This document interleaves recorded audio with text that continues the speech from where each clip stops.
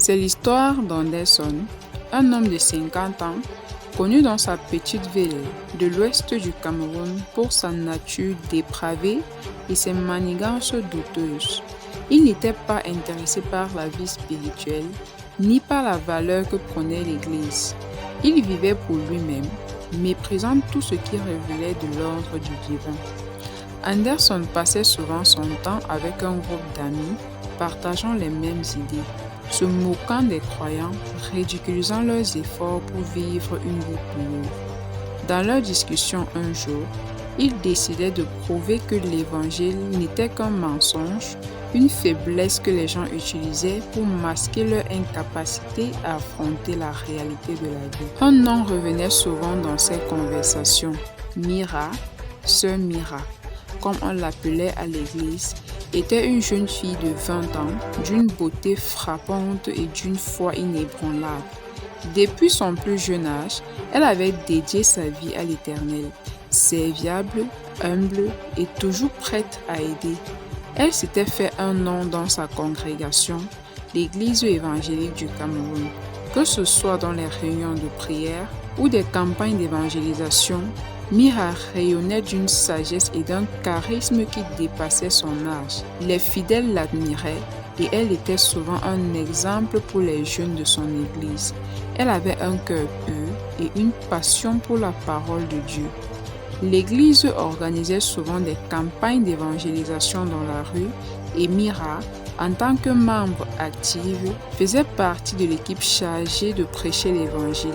Elle se tenait souvent avec d'autres jeunes à des coins de rue animés, parlant avec enthousiasme aux passants de l'amour de Dieu, de la rédemption et de la vie éternelle.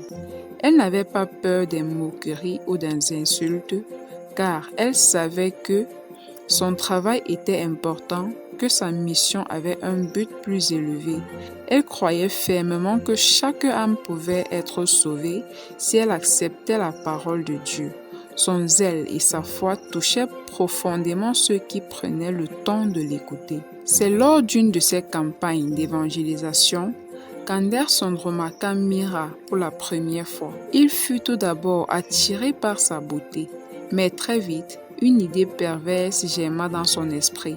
Il se dit qu'il allait courtiser cette jeune fille pieuse, la mettre dos au sol, puis prouver à ses amis et à tous ceux qui croyaient à l'Évangile que tout cela n'était qu'un mensonge. Pour lui, s'il parvenait à faire tomber Myra, il pouvait discréditer tout ce qu'elle représentait. Ce serait une victoire pour lui et une manière de prouver que même les plus dévoués pouvaient succomber au plaisir charnel. Dès lors, Anderson se mit à suivre de près les mouvements de Myra. Il observait discrètement, apprenant ses habitudes, ses horaires et les moments où elle se trouvait seule. Il attendait patiemment le bon moment pour approcher la jeune femme et mettre en œuvre son plan de mauvaise foi. Mais ce qu'Anderson ignorait, c'est que Myra n'était pas seulement belle et pieuse, elle possédait aussi une grande sagesse que Dieu lui avait donnée. Elle n'était pas facile à tromper et surtout, elle avait une vie de prière très intense. Dieu veillait sur elle. Le groupe d'évangélisation auquel appartenait Myra continuait de se rassembler régulièrement dans les rues pour prêcher. Ce jour-là, comme tant d'autres, elle se tenait à un coin de la rue avec ses compagnons, offrant des brochures aux passants, souriant et partageant la parole avec ceux qui daignaient s'arrêter. Malgré les regards méprisants de certaines personnes, elle gardait son calme, sachant que son travail n'était pas vain. C'est à ce moment-là qu'Anderson se rapprocha pour l'observer de plus près, nourrissant l'espoir de la séduire à l'avenir. Anderson, ayant désormais établi un plan, attendait l'occasion parfaite pour approcher Myra. Il n'était pas homme à se précipiter. Il savait que pour séduire une femme aussi dévouée à Dieu, il devait jouer finement, se montrer patient et surtout se rendre indispensable à ses yeux. Les jours passaient et Anderson commença doucement à se rapprocher de la jeune femme, sous le prétexte de l'écoute et de l'intérêt pour l'évangile qu'elle prêchait. Il se présenta comme un homme curieux de mieux apprendre de la parole de Dieu, prêt à recevoir la guidance spirituelle de Mira.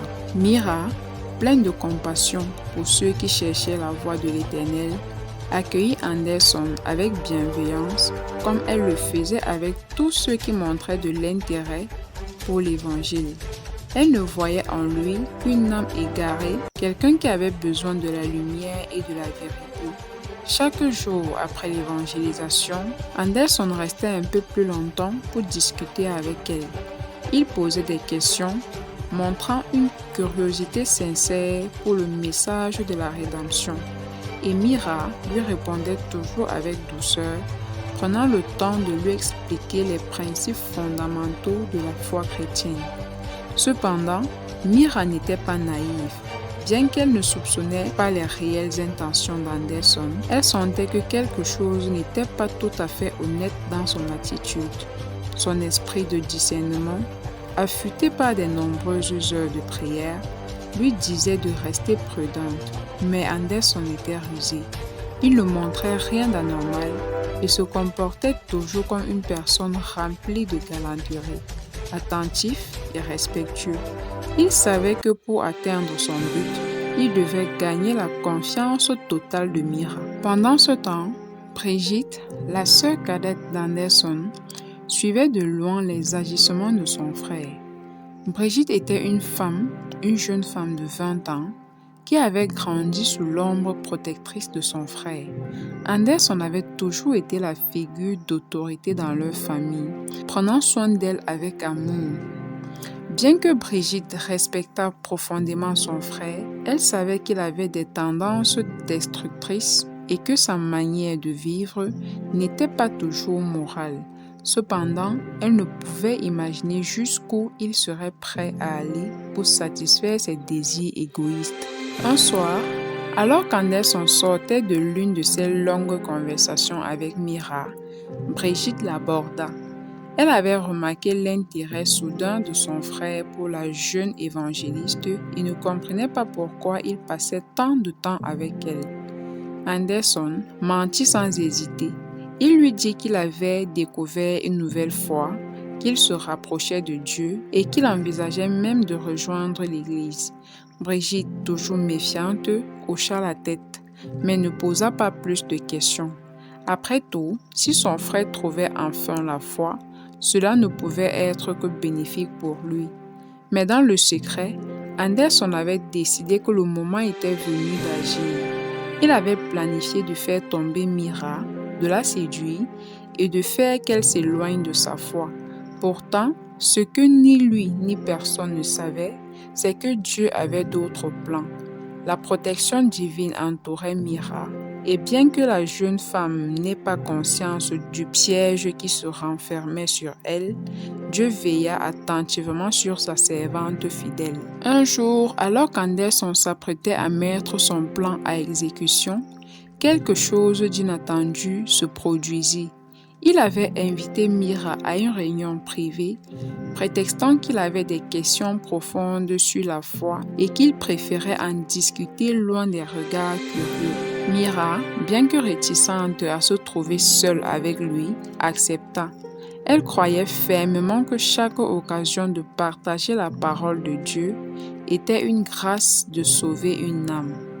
Mais ce soir-là, ce n'est pas Mira qui se retrouva à l'endroit convenu, c'était Brigitte. Par un étrange concours de circonstances, Anderson, dans sa précipitation et son excitation à l'idée d'accomplir son plan, n'avait pas réalisé que c'était sa propre sœur qu'il venait de rencontrer dans la pénombre de la nuit.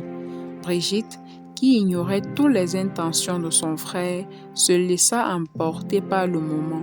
Ce qui devait être une soirée de séduction pour Mira devint une erreur fatale pour Anderson. Ce dernier avait mis en place des équipements pour enregistrer la scène et prouver à ses amis et au monde que Mira n'était qu'une personne sans valeur. Quelques semaines plus tard, la vérité éclata au grand jour. Brigitte découvrit qu'elle était enceinte. L'annonce fit l'effet d'une bombe dans leur famille. Les parents d'Anderson, déjà inquiets du comportement erratique de leur fils, fut dévasté par cette nouvelle. Comment leur fils avait-il pu commettre une telle erreur? Non seulement il avait péché, mais il avait également trahi sa propre sœur, déshonorant ainsi toute la famille. Anderson, quant à lui, fut frappé d'une stupeur. Il comprit que son plan avait échoué de la manière la plus humiliante possible. Non seulement il n'avait pas réussi à détruire la foi de Mira, mais il avait aussi plongé sa propre famille dans une tragédie qu'il n'avait jamais anticipée. La grossesse de Brigitte, conséquence de ses actes irréfléchis, devint un fardeau que toute la famille dut porter. Anderson, honteux et brisé, se retira du cercle de ses amis, incapable de supporter le poids de ses erreurs. Mira, quant à elle, continua son œuvre avec encore plus de dévouement.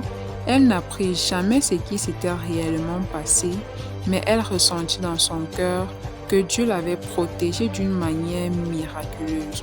Sa foi en sortit renforcée et elle continua de prêcher l'Évangile avec la même ferveur, convaincue que, quoi qu'il arrive, Dieu veille toujours sur ses enfants.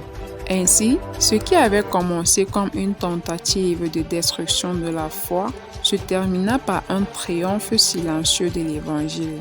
Anderson, dans sa quête de prouver la vanité de l'Évangile, fut lui-même victime de ses propres péchés.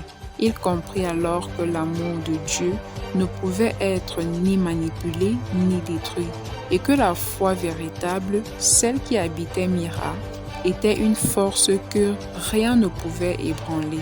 J'espère que vous avez apprécié l'histoire d'Anderson. À bientôt pour de nouvelles histoires.